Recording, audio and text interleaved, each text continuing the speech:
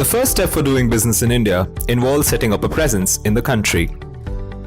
A foreign entity entering the Indian market can set up as a foreign company, a limited liability partnership, or an Indian corporate entity. A foreign company in India can set up as either a liaison office, a project office, or a branch office. A liaison office acts as a channel between the foreign head office and the Indian market, is primarily used for market and consumer research, and is limited to non-financial and liaison activities.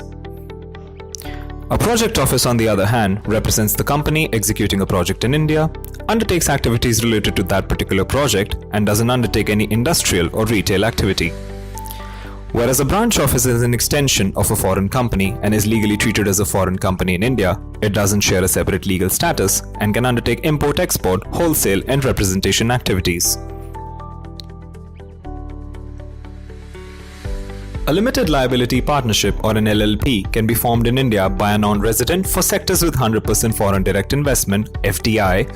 It's funded in the form of capital contribution by the non-resident and is treated as a separate legal entity. An Indian corporate entity can set up either as a wholly owned subsidiary or a joint venture in India. A wholly owned subsidiary, or a WOS, serves as a separate legal entity, is suitable for long-term business presence, and can undertake industrial, retail, and representation activities for the company. A joint venture, on the other hand, can be a collaboration between an Indian and foreign company, can be incorporated and unincorporated, and if incorporated, it acts as an Indian company for a given venture and functions like a WOS till the venture's execution.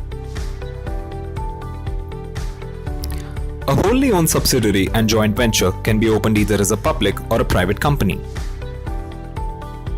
If you're wondering which one to go for, here are some factors which you can consider to make your decision. Based on the minimum number of members, maximum number of members, and similarly minimum and maximum number of directors, limits on managerial remuneration, and the transfer of shares.